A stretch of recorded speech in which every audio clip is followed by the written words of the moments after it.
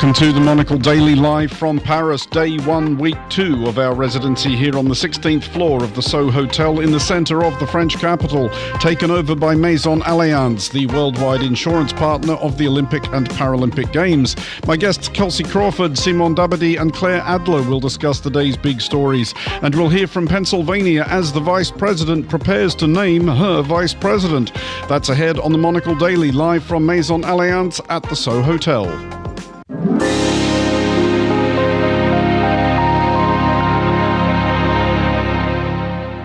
Hello and welcome to the Daily Live from Paris. I'm Andrew Muller. I will be joined later in today's show by Kelsey Crawford, Simon Dabadi, Claire Adler and Monocle Radio's own Fernando Augusto Pacheco.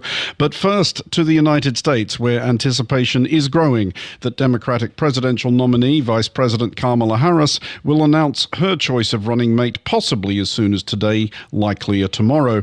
Harris is due in Philadelphia tomorrow, among several factors prompting a shortening of odds on Pennsylvania Governor Josh Shapiro. The other contenders believed to be just about still standing are Minnesota Governor Tim Walz and Arizona Senator and former astronaut Mark Kelly.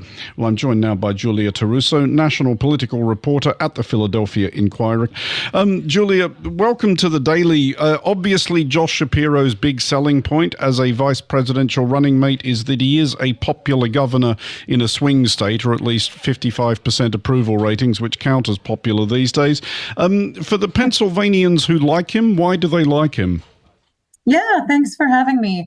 I think Pennsylvania is the biggest pro in the pro column for Governor Shapiro.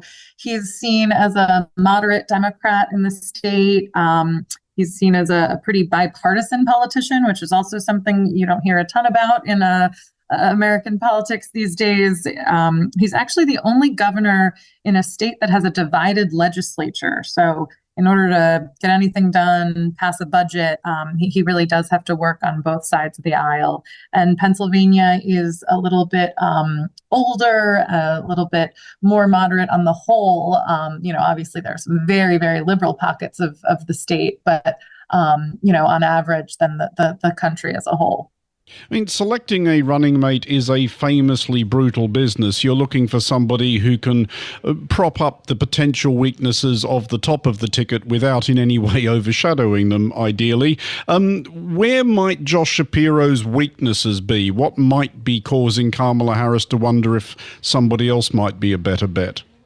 Sure. So as I just mentioned, he's really seen as a more moderate Democrat. And just in the last couple of weeks, as his name has risen to the top of the list, there have been some progressives in the Democratic Party in Pennsylvania who have voiced some concern that he could be someone who might alienate some of the more progressive parts of the members of the party. That's because he has previously supported school vouchers, which a lot of public school advocates in the state and the country do not support, and because he's had a very pro-Israel stance on the war in Gaza. Now, some people say that criticism is a little misplaced because it lines up with some of the other stances of some of the other candidates for this role.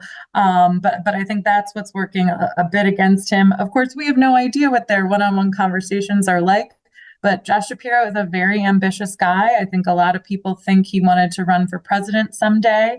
So to the first point you made, I think Vice President Harris will also be weighing, how she feels about him as a number two.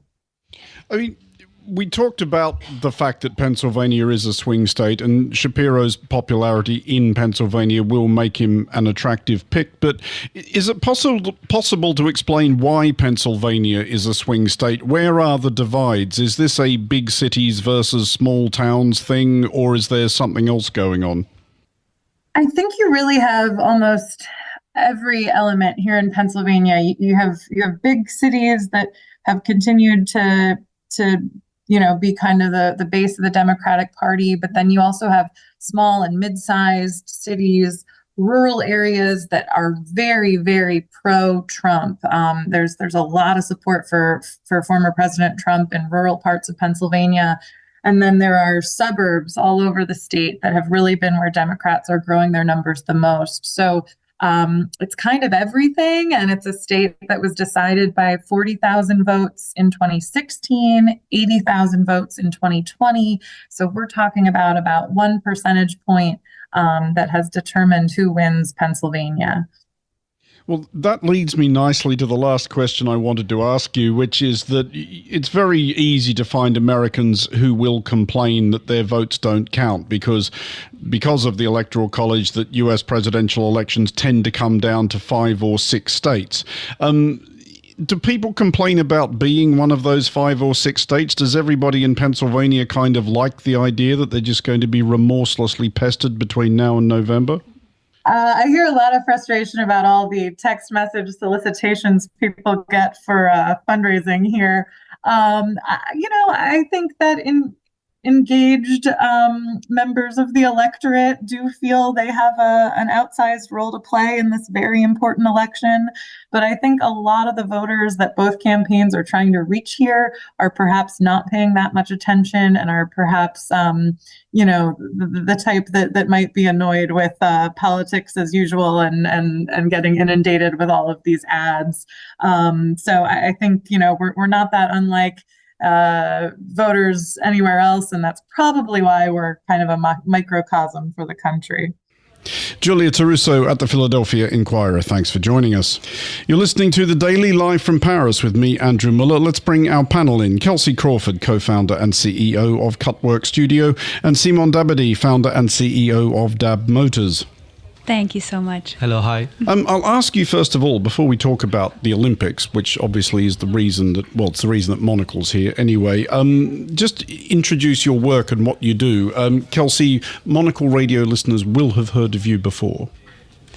Thank you so much. My name is Kelsey, as he mentioned. I'm founder of Cutwork Architecture and Design Studio. We've been around since 2016, so relatively young, but growing our feathers.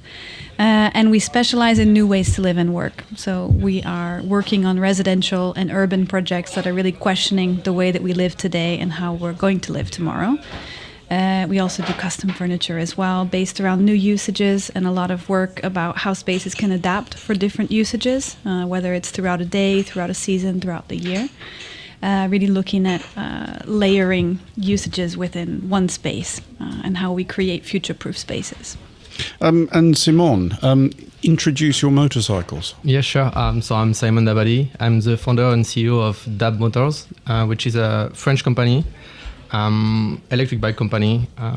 And through this brand, I'm trying to reinvent the way that we are practicing motorcycle. Motorcycling is very traditional, medium, very masculine, power-oriented, and I'm trying to bring new values in this area, which are more inspired by art, design, tech, and fashion. So I've created the company 7 years ago, starting in my garage with one 3D printer, one computer. And now, since 2023, we are part of Peugeot Motorcycle, who bought our company last year, allowing us to bring our design to a more industrial level. So we released our serial production motorcycles 3 months ago, and right now we are about to release 5 custom bikes inspired by the games. Okay, well, there's a lot there to talk about with both your projects, but I do want to ask you both about your experience of the Olympics so far. And Kelsey, we have spoken to a lot of French people over the last week who have all said pretty much that the dynamic was that French people had spent months, if not years, complaining that the Olympics was going to be absolutely awful, incredibly expensive, a total shambles, nothing would work, and that the whole world would point and laugh. That has not been the case so far. It's all gone really smoothly. It's been really good fun, and everybody in Paris seems remarkably cheerful. There had been stories that among Parisians who had undertaken the traditional flight from the capital at this time of year, there was regret, people thinking, oh, did I make a mistake? You were one of those people who did run away when the Olympics began. Do you kind of wish you'd stayed? I wouldn't say I have any regret, but I have heard good echoes. I think Paris is typically pretty empty right now and calm, which is always a nice feature of August if you choose to stick around. You can cycle down huge boulevards and pass no one sometimes. So it's a lovely time to be here. But no, I was one of those Parisians who months ago packed up for higher ground. I was in the Alps and in Switzerland for 2 weeks. I just returned yesterday. But it does seem to be going pretty well. And things like the metro, I notice big improvements that will stick with us over the years, like Apple Pay for your metro tickets. France has stepped into this century with that, so that's really nice. But yeah, hearing only good echoes. And Simone, were you tempted to flee the capital, perhaps on one of your own motorcycles? So I'm not living in Paris. I live in southwest of France, near Biarritz, which is... So you weren't tempted to get on one of your own motorcycles and come to Paris for the first week? Yeah, but when I'm going to Paris for work, it's quite stressful for me because I'm not used of this very intense ambience, cars everywhere, a lot of noise. And since Friday, I just rediscover the city because, as you said, it's really empty, no cars, and really nice to ride around the capital in motorcycle or bicycle. It's a completely new experience and give me a lot of confidence when I say we need less cars in the city and more two-wheels or two-wheelers or other micro way of moving.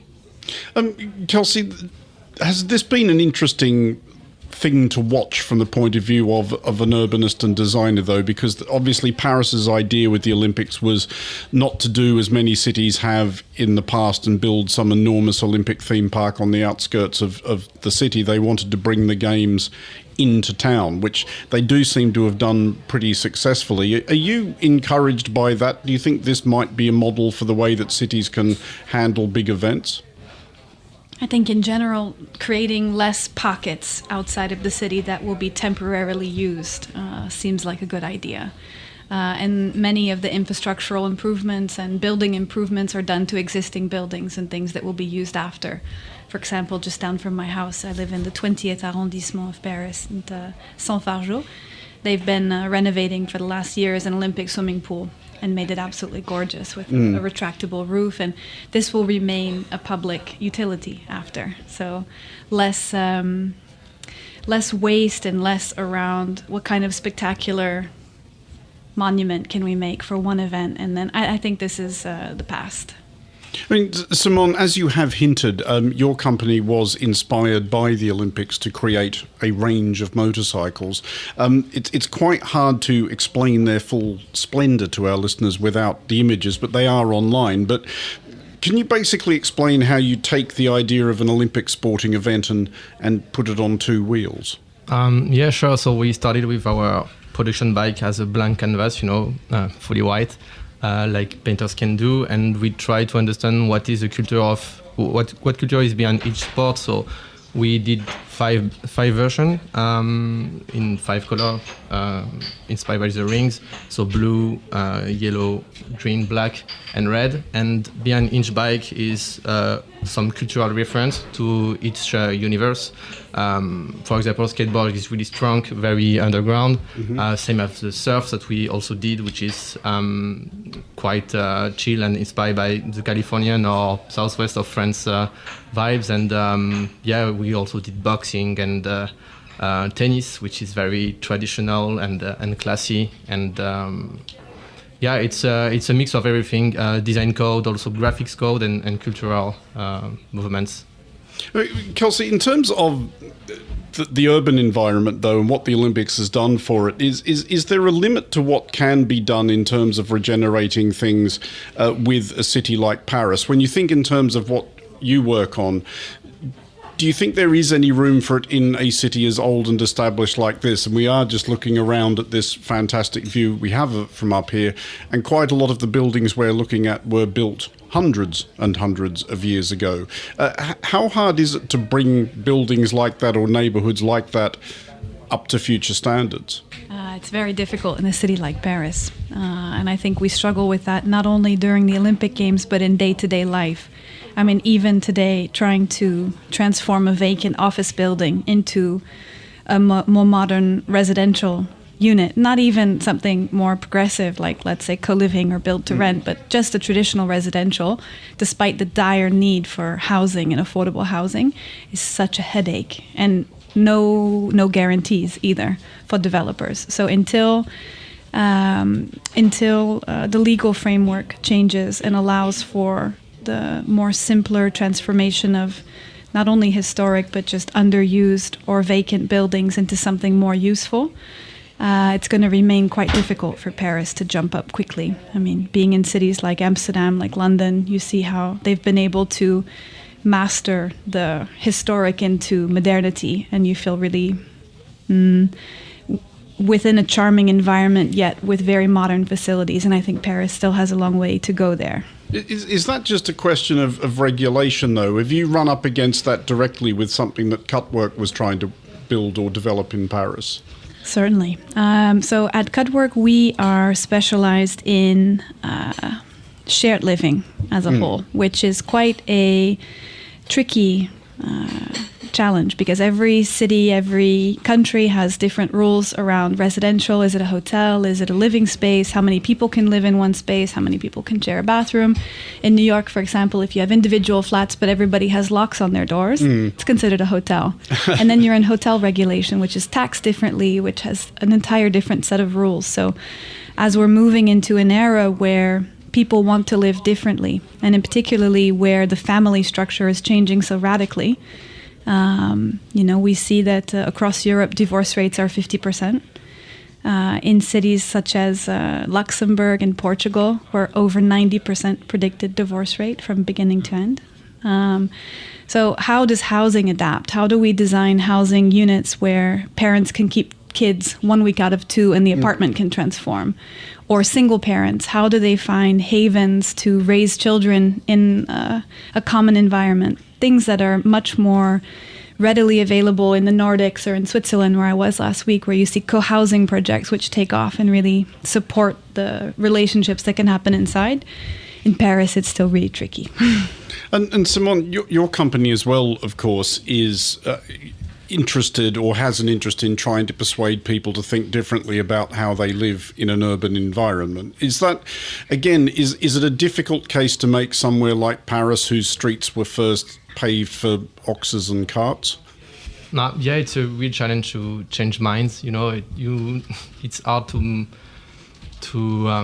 make a big change in your life without something in exchange. So that's what we are trying to do with our brand. Just show that electric mobility can be sexy, and you can have fun, and you can also love your ride. And it's a real challenge because we are in an industry which is really, as I said, traditional and old, and a lot of them are not ready yet. I'm in the core motorcycle, but the rest of the population is ready. You can see all kind of electric vehicle in Paris, and I think the main problem again in cities are cars. For me, it doesn't make sense to use a 5-seat car with only one person inside. There are exceptions, of course, depending on your work, but I can see a lot of improvement, and it's one of our challenge. We want to help people change their mind about how to move, even if we are not providing mobility services different. We try to sell art pieces, so it's not only functional. We also work on emotion, but it's part of our job to show to people that hey, you can ride differently with this kind of motorcycles. Do you think there is a job to do, and this is a personal prejudice of mine I'm inserting into the conversation, a job to do in reassuring pedestrians? Because there has, as I'm sure you will know, and I know what you're making are not e-scooters, but there was a referendum in Paris on e-scooter share programs, and I know it was a small turnout, but the Parisians voted to abolish them. And I do think that it's quite a common thing in a lot of big cities now, where there's smaller and lighter electric vehicles that people can ride almost anywhere, and people on foot do have to spend a lot of time leaping out of the way of them. I think you need to really think about everything before implementing this kind of solution. For example, e-scooters, for me, it's a mess because you can really ride anywhere with absolutely no protection, and I find it quite dangerous, and maybe we need some rules to use these kind of machines. But it's a good solution, but it can be chaotic quite fast if you don't put some ground rule. We're coming to the end of our time, regrettably. I do want to ask you both, just in closing, if you could pick any one change that you would like to see the Olympics, one effect you would like to see the Olympics have on Paris, one mark you would like to see the Olympics make, how you would like Paris to be a different city afterwards, from an urbanism, design, architecture perspective, perhaps? It's a great question. I think what interests me in my studio is in the vein of how we live together and how we share space. And I think it's going to be very interesting to see the after effects of the Olympic Village and everything that was built for the athletes and how it's reversed into sustainable and or accessible housing. And I think that Paris needs more housing options like this, especially in new build, which is quite rare. It's mostly on the outskirts of the city. But, I hope that we do see more flexibility on reversibility in housing regulation, in design for one usage and allow it to reverse back into another. And Simone, if there something relating to, I guess, what you're doing that you would like to see different for having hosted the Olympics, how would you like to see Paris change? I would say quite the same thing, but applied on the way we move inside the city. I hope these 2 weeks can be a nice laboratory to show to the people that we can move differently. Obviously, it's quite special because it's empty, but it's so nice to discover Paris this way. I hope it can improve a bit the way we move, and same for all the things that the city did for the Olympics. Try to clean the scene, can improve a lot of things, and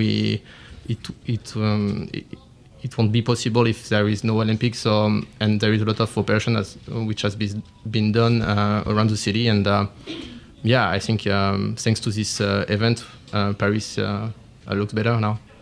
Simone Dabadie, founder and CEO of Dab Motors, and Kelsey Crawford, co-founder and CEO of Cutwork Studio. Thank you both for joining us. This is the Daily Live from Paris.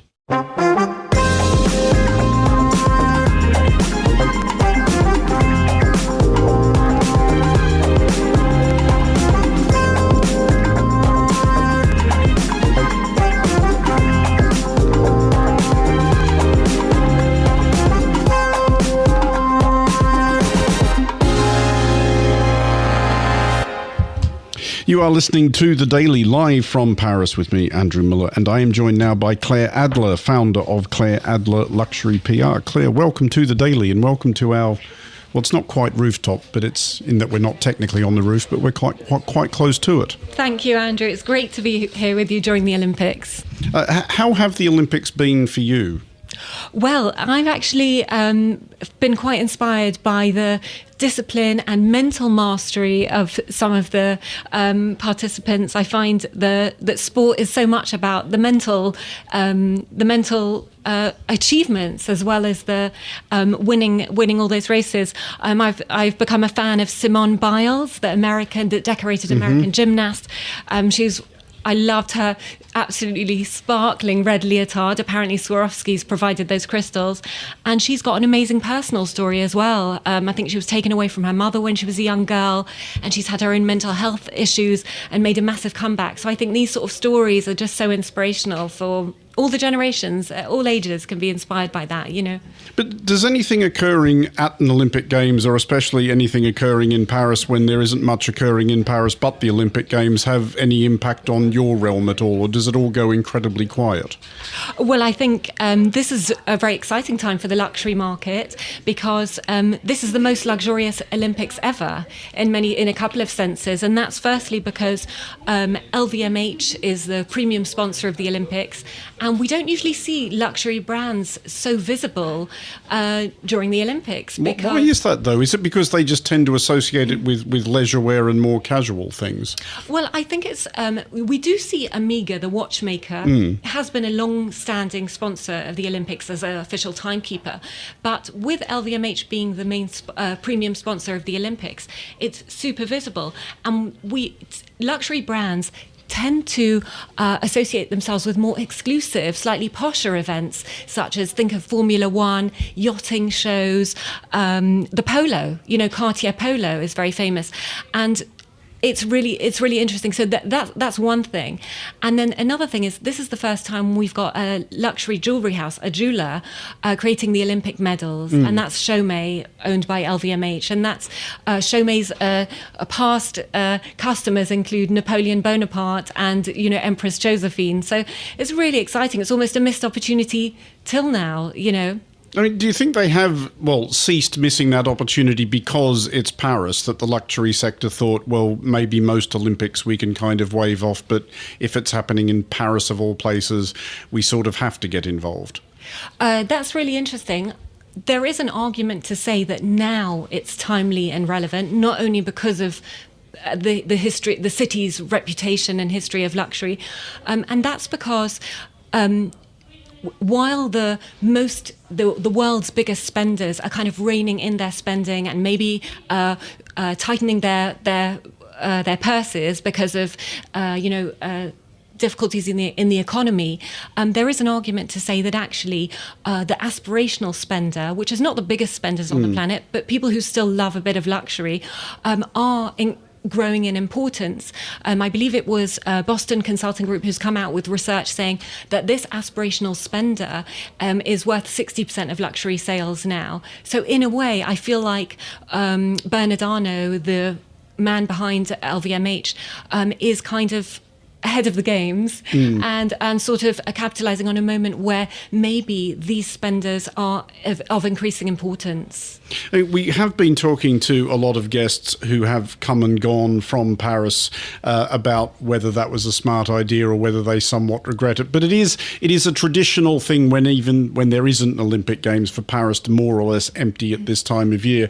That's still happening though, right? The top jewelers are still putting everything in their portmanteaus and heading south. So that's also an interesting trend that's happening where luxury jewelers and other luxury brands want to capture the attention of wealthy shoppers while they're on holiday. So you do see a lot of luxury brands kind of decamping to whether it's the Côte d'Azur, Monte Carlo, Nice, Cannes, with pop-up shops and experiences. So this summer, for example, you have Dior, I believe Chanel, Louis Vuitton, Tory Burch, Laura Piana, who will be hosting things like beach club pop-ups, glittering social events, invitee-only catwalks, to really capitalize on people who have time to shop while they're on holiday. And again, there is some research to suggest that that's a sensible thing to be doing now for these luxury brands, in the sense that I believe it's Deloitte who's come out and said that the spending on luxury travel is in growth mode. So in 2021, I've got it written down somewhere, but I think it's set to grow till 2030 by 7.6%. And in 2021, it was $1.2 trillion. So there seems to be this rationale behind an opportunity to really capture people while they've got time to roam and at leisure do their luxury shopping. I mean, just finally then, and this is a question asked with half an eye on today's developments on global markets, but is the luxury sector, do you think now, and especially I guess a couple of years emergent from the pandemic, broadly confident about what the future holds? Well, actually, I think there's people who are hesitating and there are people who are doing better. So the Chinese luxury market has suffered. And quite a few luxury brands, their share prices are down. And if you look at figures in China, which the reason I mention China is that for so many years, for 15 or so years or whatever, the Chinese luxury consumer was the most important This was consumer. that aspirational consumer you were talking about. Well, the rise of the middle classes in China led to Chinese consumers becoming the most important consumers of luxury. They represented about 30%, 25 to 30% for quite a number of years on the planet in terms of luxury buyers. And they're now China's suffering. Cartier's seen a 27% decline in sales, and sort of Burberry sales in Asia are down 20%. So you were saying about the market suffering. So I think there's an element of hesitation where China is suffering, but then actually, for example, a jeweler I know Levian, a celebrity jeweler that's based in New York, where the market is mostly US, is actually doing very well and has had a great year. And perhaps that's because certain geographies are performing better than others. So there's a mixed feeling. And then in terms of jewelry, you have hesitation, with De Beers predicting rocky, with pun intended, times ahead. So it's mixed, and there's certainly hesitation. It's not all kind of glamour and only positivity. Claire Adler, thank you for joining us. This is The Daily live from Paris, and I'm joined now from London by Fernando Augusto Pacheco, Monocle Radio's resident Brazilian, on this fantastic day for Brazilian gymnastics. Fernando, welcome. What a delight. During my lunchtime, me and a group of people, I have to say, Andrew, because it was very exciting, we're watching the floor exercise for women at the gymnastics. And the beloved Rebeca Andrade, she won gold. I mean, that's superb, because literally Simone Biles was also competing. Simone Biles, of course, the amazing American gymnast, she already won 3 golds. But even Simone Biles said that, when she competes to Rebeca, she said that Rebeca is the one that gets closer to her. So Rebeca is already a Brazilian hero, and also our biggest medalist ever, Andrew. I mean, is it possible to convey to our non-Brazilian listenership just how completely nuts Brazil will be going right now? I did not, to be clear, make that Brazil nuts conjunction on purpose. It just happened. Well, Brazil is going nuts, literally. And of course, I have a feeling that although columnists in the newspapers, they already wrote kind of articles, and they knew that when she got this gold and became the biggest medalist, because there are a lot of discussion already saying, because of course, she had the Brazilian flag, very proud. She wears lots of yellow and green. So our colors are definitely back, We already discussed about this in the studio, Andrew, saying that there was a period where Brazilian colors were a bit associated with some kind of semi-fascism. Perhaps not anymore. Now it's all about gymnastics, and she's a lovely girl. She's 25. She grew up in the city of Guarulhos, which is in the same state as I'm from, São Paulo. She had, quite a tough upbringing in a favela. She's one of 8 children. So she also has a nice story to tell. Besides being an amazing sportswoman, I think she can be an example for future Brazilian Olympians as well. So definitely, we do have a new hero in town. Well, indeed, and you have already partially addressed this, but how much sweeter does it make it not just that she won gold, but that she beat into the silver medal position very arguably the greatest gymnast of all time, Simone Biles, and the American Jordan Childs, who is no slouch either? Oh, yes. I mean, it's even better winning like this. But one thing that was super nice, I mean, when the national anthem was being played, Simone Biles, she kind of was smiling. They were also happy that Rebeca won. So I think Simone and Rebeca, they have a very nice relationship. Of course, there's rivalry there, but it's not your usual kind of catty, kind of, oh, I'm better than you, and kind of, it felt quite beautiful, actually. So I genuinely felt that even the Americans were happy to see Rebeca there. Who knows, maybe in the next Olympics, I'm not sure if Simone Biles will be there. Rebeca could be the new Simone Biles as well. I mean, but is this the kind of thing that do you think /hope might inspire more Brazilians to take it up? I mean, obviously you have what would seem like the basis for success in any Olympic field in Brazil. You have a country which is historically crazy about sports, I mean, one sport in particular, i.e. football, but also a huge, huge population to draw on. Yes, and we need to invest in all those other sports, I have to say, Andrew, because, of course, football is the most popular sport and it will remain to do so. But, having such an amazing example in gymnastics, and I have to say, Andrew, it's not only gymnastics. As soon as the show is over, the Monocle Daily in Paris is over, today there will also be the finals for surfing, and I do expect another 2 gold medals for Brazil. So I think we should invest. I mean, skateboarding. Brazil is excellent. We have a lot of young competitors like Raíssa Leal doing well. It's nice to diversify a little bit. I don't want to be just the country of football. I want to be the country of volleyball, the country of gymnastics.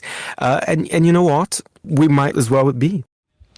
Thank you, Fernando. And that is all for this edition of The Daily. A big thanks to our guests today, Kelsey Crawford, Simon Dabadi and Claire Adler. Today's show was produced by Laura Kramer. Our sound engineer was Lily Austin, with editing assistance from David Stevens and Sarah Nichol in London. I'm Andrew Muller here in Paris. The Daily is back at the same time tomorrow, live from Maison Allianz at the Soho Hotel. Thanks for listening.